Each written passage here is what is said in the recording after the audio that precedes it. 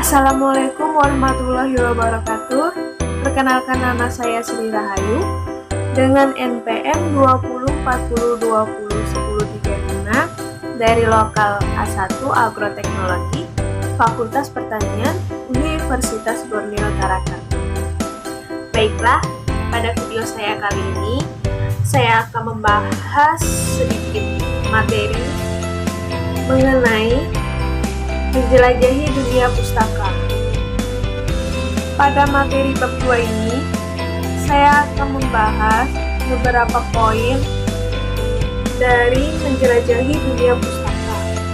Salah satunya yaitu yang pertama, membangun konteks teks ulasan buku.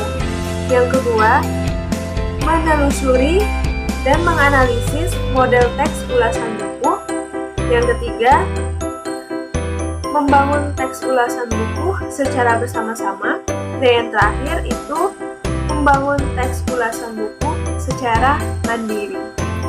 Baiklah, di sini saya akan membahas mengenai poin pertama, yaitu tentang membangun konteks teks ulasan buku. Teks ulasan buku ini juga disebut dengan teks review, di mana ulasan pada umumnya ditulis dalam bentuk artikel, sehingga teks ulasan dapat disebut artikel ulasan. Ulasan merupakan teks yang berfungsi untuk menimba, menilai, dan mengajukan kritik terhadap karya atau peristiwa yang diulas tersebut. Pada poin kedua, yaitu menelusuri dan menganalisis model teks ulasan buku. Pada poin kedua ini terbagi menjadi dua, yaitu yang pertama menelusuri model teks ulasan buku, dan yang kedua mengenai menganalisis aspek penilaian, formulasi bahasa, dan manfaat teks ulasan buku. Baik, pada materi pertama yang mengenai menelusuri model teks ulasan buku tersebut terdapat beberapa struktur teks ulasan. Di antaranya, yang pertama yaitu ada identitas, yang kedua orientasi, tafsiran isi, evaluasi, dan rangkuman. Dan di materi ini juga saya akan membahas mengenai genre. Genre sendiri merupakan proses sosial karena melalui genre atau teks anggota masyarakat berkomunikasi. Genre atau berorientasi kepada tujuan, karena orang menggunakan jenis teks tertentu untuk melakukan sesuatu. Dan genre juga dikatakan dengan bertahap, karena untuk mencapai tujuannya, teks disusun dalam struktur yang mengandung tahapan-tahapan. Baiklah, selanjutnya itu ada ulasan buku atau sebagai salah satu teks akademik. Ulasan buku ini merupakan perwujudan dari proses sosial yang terjadi di lingkungan budaya akademis, dan teks akademis disusun dengan struktur teks khusus melalui tahapan-tahapan tertentu untuk merealisasi tujuan sosial akademik teks tersebut. Genre juga dapat dikelompokkan menjadi dua, yaitu ada genre makro dan genre mikro. Genre makro sendiri adalah genre yang secara global menjadi nama jenis teks yang dimaksud, yang di dalamnya masih terdapat sejumlah subgenre yang disebut genre mikro. Contohnya yaitu ada iklan, berita, editorial, artikel, jurnal, brosur, dan ulasan buku, dan lain-lain yang masih banyak contoh-contoh dari genre makro. Adapun pengertian dari genre mikro yang dapat disematkan ke dalam genre makro meliputi deskripsi, prosedur, rekon, narasi, eksplanasi, eksposisi, dan diskusi. Keterkaitan genre mikro dan genre makro yang ada di dalamnya itu termasuk fungsi retor. Baiklah, selanjutnya pada materi mengenai menganalisis aspek penilaian, formulasi bahasa, dan manfaat teks ulasan buku. Di sini saya akan membahas mengenai menganalisis aspek pertanian, di mana struktur teks ulasan buku merupakan alat untuk mewadahi gagasan-gagasan yang disajikan mengenai buku tersebut. Ternyata, gagasan dan sajian struktur teks tidak dapat dipisahkan. Dari sini dapat dimengerti bahwa tahapan identitas pada ulasan buku itu bersifat objektif. Selanjutnya yaitu mengenai menganalisis formulasi bahasa evaluasi. Kenyataannya adalah unsur penilaian atau evaluasi dalam ulasan buku terletak pada tahapan evaluasi. Penilaian dapat muncul di tahapan-tahapan manapun, kecuali tahapan identitas. Menilai atau mengevaluasi adalah menyatakan pandangan, sikap, dan posisi terhadap sesuatu yang dinilai.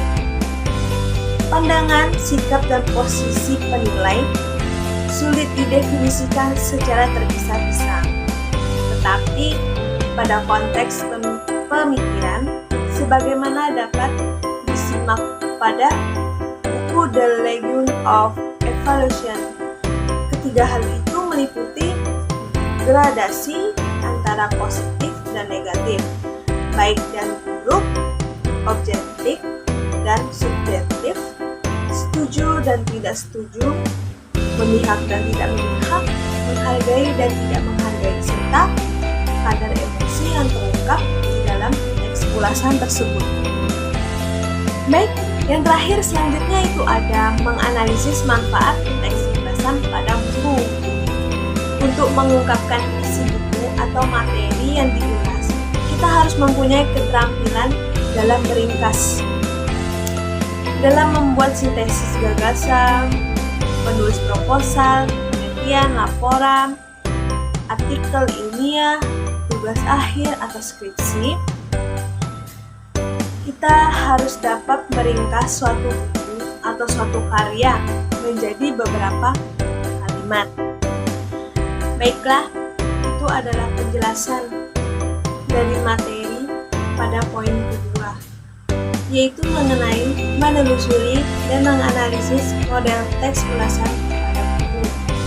Dan di sini saya akan melanjutkan membahas materi pada poin ketiga, yaitu mengenai membangun teks ulasan buku secara bersama-sama. Yang pertama itu merekonstruksi teks ulasan buku. Ada 3 teks ulasan yang dijadikan bahan rekonstruksi. Teks yang pertama adalah teks ulasan terhadap buku hasil terjemahan dari bahasa Inggris ke dalam bahasa Indonesia. 2 teks yang lain adalah ulasan terhadap buku bahasa yang ditulis dalam bahasa Inggris. Pada ulasan pertama dapat menguji dan memantapkan keyakinan bahwa bahasa Indonesia dapat berperan sebagai sarana akademik untuk mengekspresikan hasil terjemahan. Adapun ulasan kedua dan ketiga dapat mempromosikan bahasa Indonesia agar menjadi bahasa internasional seperti bahasa Inggris. Dan yang kedua itu membuat teks ulasan buku.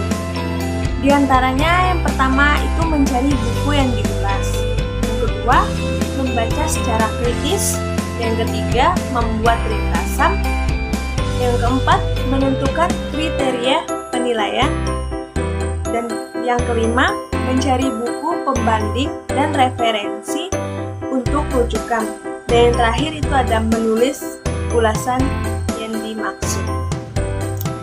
Dan selanjutnya saya akan membahas mengenai materi poin keempat, yaitu mengenai membangun teks ulasan buku secara mandiri. Yang pertama itu membuat rangkuman. Selain ringkas, rangkuman yang dibuat hendaknya ditulis dengan bahasa Indonesia yang baik dan benar. Dari segi isi, rangkuman harus ringkas tetapi lengkap dan dapat mewakili semua materi yang disajikan. Dari segi bahasa, rangkuman ini hendaknya ditulis dengan kaidah-kaidah bahasa Indonesia yang baik dan benar. Baiklah, yang kedua itu adalah membuat tugas dan proyek pada ulasan buku. Membuat proyek maksudnya di sini adalah rencana belajar sesuai dengan kebutuhan akademik kita sendiri. Baiklah, sekian materi yang saya jelaskan pada video kali ini. Kurang dan lebihnya saya mohon maaf. Sekian dari saya. Wassalamualaikum warahmatullahi wabarakatuh. Terima kasih.